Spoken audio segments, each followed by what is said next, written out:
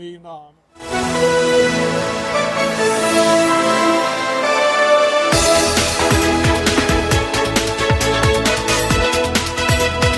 안녕하십니까? 여수 MBC 뉴스투데이입니다.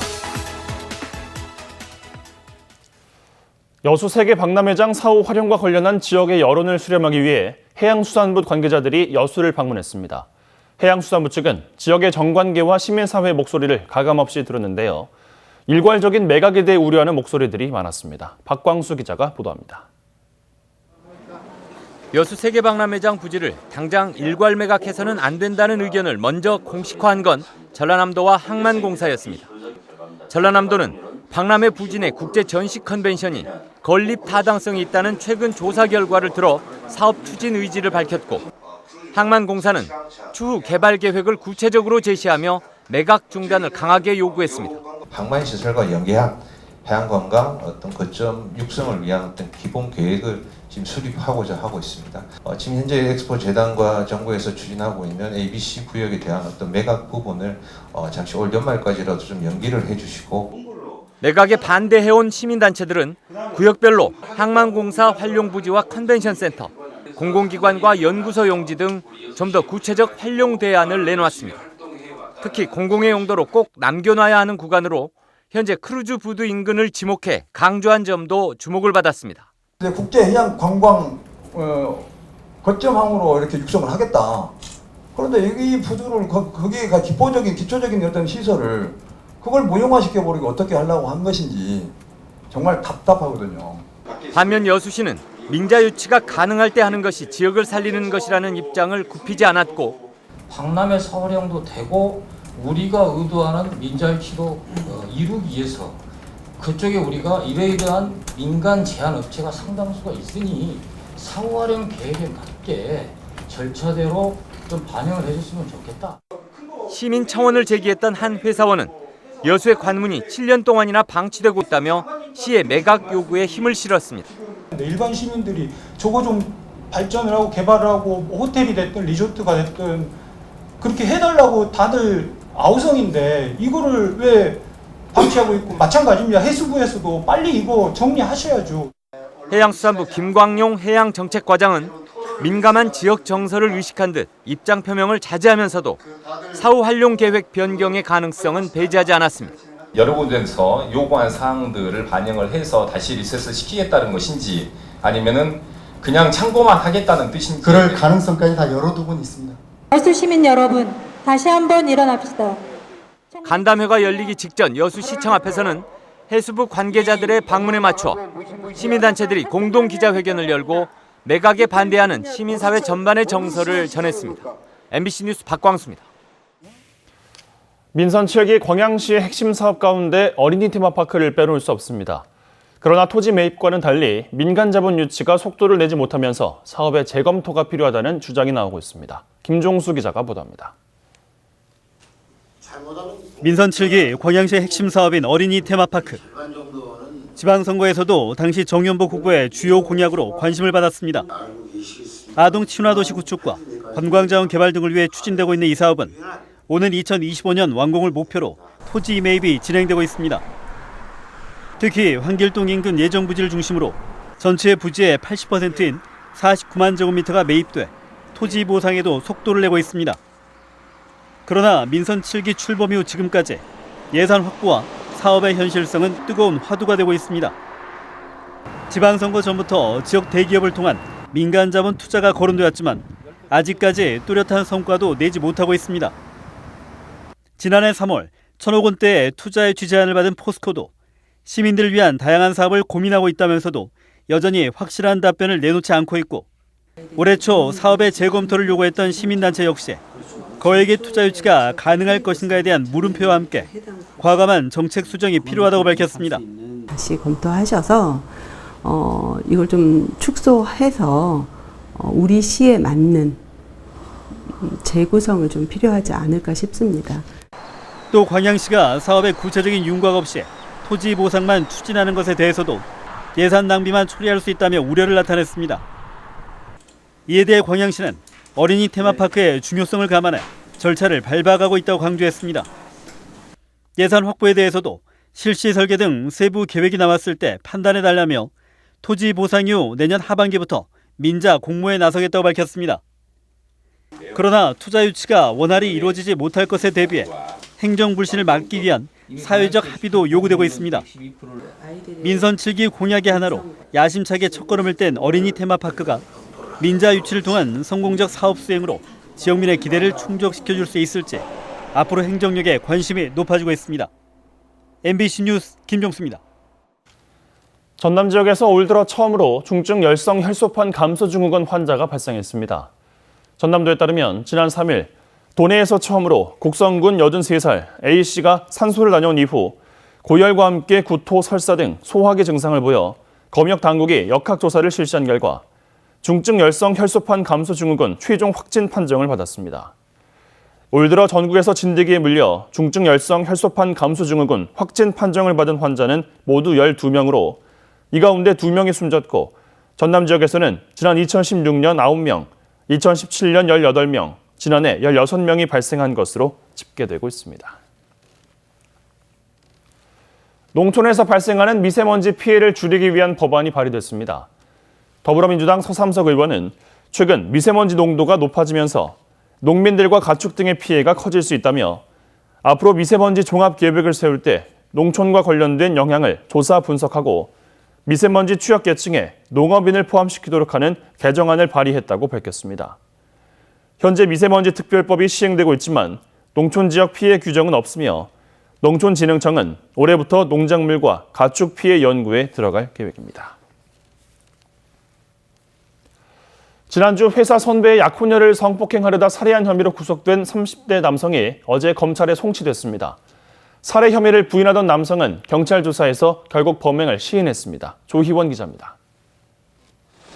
회사 선배의 약혼녀를 성폭행하려다 살해한 혐의로 구속된 37살 최모 씨. 체포 당시까지만 해도 범행을 모두 완강히 부인하던 최 씨는 3차 조사에서 성폭행 혐의를 인정했습니다. 현장 검증 이후 진행된 4차 조사에서는 살해 혐의까지 시인했습니다. 범행 시인하십니까? 죄송합니다. 왜 범행을 죄송합니다. 앞선 부검 결과 피해 여성은 아파트 6층에서 화단으로 뛰어내렸지만 나무에 걸려 치명상은 입지 않았고 목이 졸려 숨졌을 가능성이 높은 것으로 나왔습니다. 경찰 조사 결과 최 씨는 회사 선배와 술자리에서 다툰 이후 회사 선배가 술에 취해 잠이 들자 선배의 약혼녀인 피해 여성을 찾아갔던 것으로 드러났습니다. 경찰은 피해 여성과도 1년 가까이 알고 지냈던 최 씨가 회사 선배를 핑계로 집에 들어간 뒤 범행을 저지른 점을 확인했습니다. 수사를 하고 보니까 최종적으로 송치죄명은 성폭력 범죄의 처벌에 관한 특례법, 강간 등 살인죄 이 죄명으로 송치하게 됐습니다. 과거 2차례 이상 강간죄를 저질러 보호관찰을 받고 있던 최 씨는 이번 혐의가 확정될 경우 무거운 형벌을 피할 수 없을 것으로 보입니다. MBC 뉴스 조희원입니다. 그동안 지방비로만 지원됐던 도서지역 생활필수품의 해상 운송비가 오는 12일부터 국비로 지원됩니다. 전라남도에 따르면 해운법 개정으로 도서민이 사용하는 가스와 유류, 연탄, 목재 펠릿 등 4종에 대해 해상 운송비를 국비로 지원할 수 있게 됐습니다. 전남도는 이에 따라 올해 국비의 50%를 포함한 4억 6천여만 원의 사업비를 확보해 도내 8개 도서시군에 생필품의 해상 운송비를 지원한다는 계획입니다. 지난달 30일 공포 시행된 공무원 행동강령 개정 내용 교육이 집중적으로 실시됩니다. 전라남도는 공무원이 부당하게 접수를 지연하거나 거부하는 행위 등 갑질 금지를 비롯해 피감 기관에 대한 부당 지원과 과잉 의전 요구 금지 사항 등을 전달하고 있습니다. 특히 300만 원 이상 금전 거래가 있거나 퇴직 전 5년 동안 같은 부서에서 근무한 경우 등을 사적 이해 관계자가 직무와 관련된 것으로 보고 반드시 신고해야 하는 점을 강조하고 있습니다. 몇 달 전 한 20대 여성이 스스로 목숨을 끊었습니다. 나중에 알고 봤더니 이 여성은 이별 통보를 받은 전 남자친구한테 협박을 당해왔습니다. 전형적인 이별 범죄로 보이는데 이런 범죄가 끊이지 않고 있습니다. 우정훈 기자가 보도합니다. 21살 A씨가 자신의 집에서 숨진 채 발견된 건 지난 1월 28일입니다.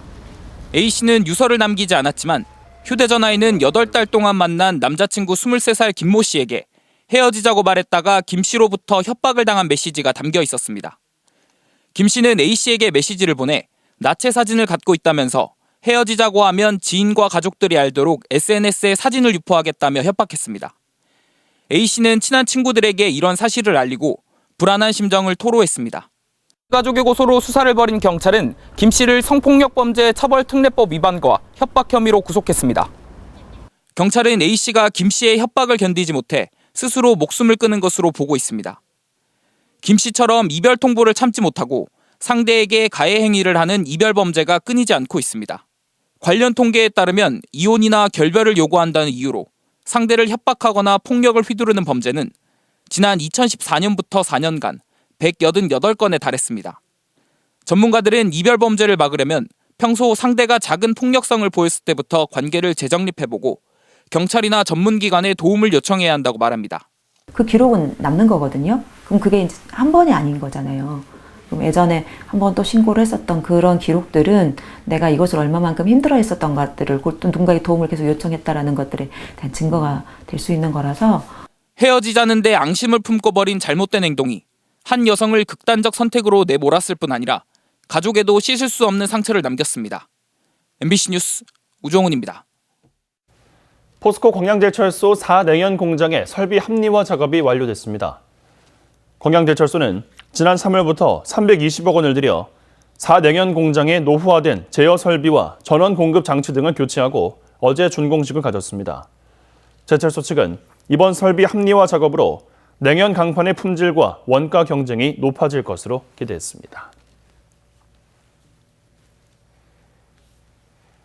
포스코 광양제철소의 대기오염 물질 무단 배출에 대한 행정처분 결정을 앞두고 제철소 협력사협회에 소속된 업체 임직원들이 어제 광양시청 앞 사거리에서 집회를 열었습니다. 이들은 제철소의 고루 가동이 중단될 경우 후방 산업인 조선과 자동차, 건설 등 산업 전반에 지장을 초래하고 제철소 협력업체와 광양 지역의 경제도 큰 타격을 받게 된다고 주장했습니다. 한편 충청남도는 비상밸브인 브리더를 통해 고로 내부에 잔존 가스를 무단 배출했다며 당진 현대제철에 조업 정지 10일의 행정처분을 내렸고 전라남도도 오는 18일 청문 절차를 거쳐 광양제철소에 대한 조업 정지 여부를 결정할 계획입니다. 순천시가 반려동물 동반 숙박업소의 시설 지원에 나섭니다. 순천시는 휴가철을 앞두고 반려동물 동반 관광객의 불편을 해소하기 위해 관련 숙박업소에 100만 원의 시설 개선비를 지원할 계획입니다. 지원을 받은 모든 업소는 반려동물 동반 가능함을 표시해야 하며 접수 기한은 오는 10일까지로 순천시 동물자원과로 접수하면 됩니다. 여수시가 화양면 장수리 산간에 설치한 유해 야생동물 포획 트랩에 지난 1일 멧돼지 6마리가 동시에 포획됐습니다. 포획 트랩은 먹이 길들이기로 유인해 멧돼지 무리를 동시에 밟는 방식으로 최근에 도입된 장비입니다. 여수시는 이 장비를 올해 5군데 설치했으며 사업 효과를 분석해 보급 사업을 확대할 방침입니다. 광양시가 원활한 교통 흐름을 위해 도심 일방통행 운영을 추진합니다.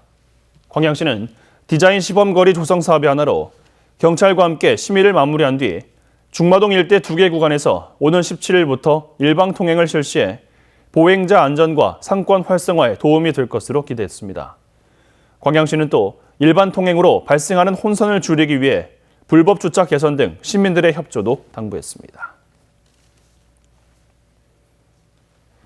전남도의회가 도교육청이 전국 최초로 도입하는 에듀택시 지원을 강화하기 위한 조례를 제정했습니다.